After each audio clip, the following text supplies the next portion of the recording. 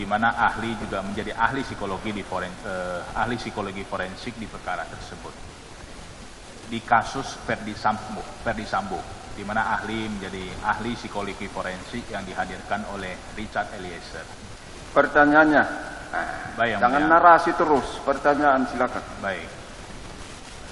Dalam kasus tersebut mirip dengan kasus ini, yaitu sama-sama bawahan berlindung dengan dalil ada tekanan dengan dari atasan. Bisa ahli jelaskan kepada kami apa perbedaan yang sangat signifikan antara kasus Ferdi Sambo dengan terdakwa Bapak Ferdi Sambo, dengan Bapak terdakwa Teddy Minahasa, maaf. Menurut saya ini adalah sebuah alat ukur. Ini alat ukur yang silakan diterapkan pada kasus per kasus, tidak bisa pukul rata. Jadi majelis, ketika saya menyampaikan teori ini, superior order defense, ini tidak bermakna bahwa setiap terdakwa yang mengklaim bahwa dia melakukan sebuah perbuatan pidana karena perintah atasan, tidak serta-merta klaim itu harus diterima, tidak. Tapi tetap harus diuji.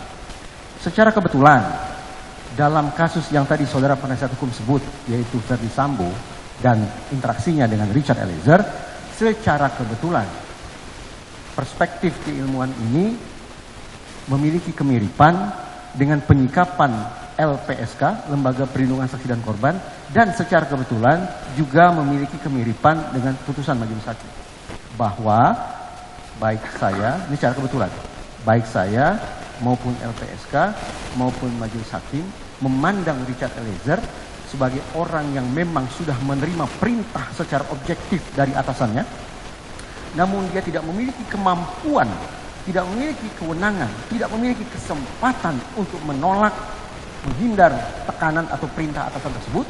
Bahkan justru sebaliknya, dia berpotensi berhadapan dengan konsekuensi yang amat buruk sekiranya dia berani untuk menolak perintah atasannya.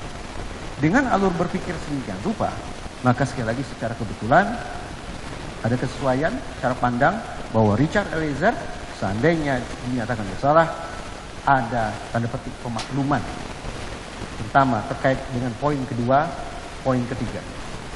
Tidak ada kesempatan, tidak ada kemampuan, bahkan justru resiko buruk yang dia hadapi. Sementara pada perkara ini, izin majelis saya tidak tahu. Silakan diterapkan. Baik. Kami akan bungkus dalam bentuk pertanyaan-pertanyaan saja ya.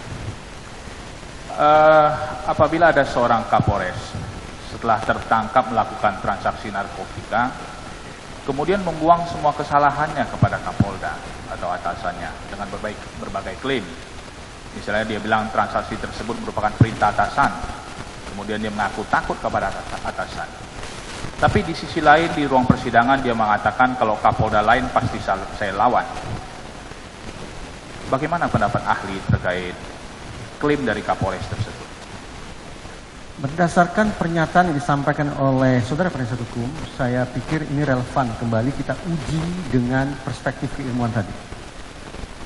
SOD ini menjadi sebuah perspektif, menjadi sebuah alat uji yang relevan untuk menilai apakah klaim yang bersangkutan patut untuk diterima sebagai sesuatu yang nyata ataukah justru yang mengada-ngada.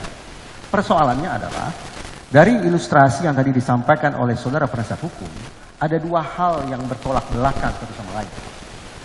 Pada satu sisi, yang bersangkutan tadi saudara penasihat hukum sebutkan merasa takut. Itu perintah atasan, Kapolda, sementara yang bersangkutan adalah seorang Kapolres. Sebatas itu, maka paling tidak sudah tergambarkan poin pertama dan poin kedua. Ada instruksi atau ada perintah dan ketidakmampuan, ketidaksanggupan yang bersangkutan untuk menolak perintah tersebut. Namun ketika tadi saudara penasihat hukum menyebut bahwa orang yang sama mengatakan bahwa dia sanggup berhadapan dengan Kapolda lain, justru ini menjadi ambigu. Karena seolah-olah dia punya kemampuan, dia punya kesanggupan untuk menentang perintah dari orang yang pangkatnya, jabatannya lebih tinggi dari dirinya sendiri. Lantas kita memaknainya seperti apa? Dengan perilaku yang tidak konsisten satu sama lain macam itu, maka paling tidak patut dipertanyakan.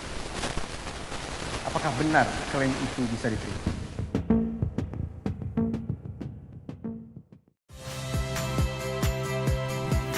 Saya Harjuno Pramendito.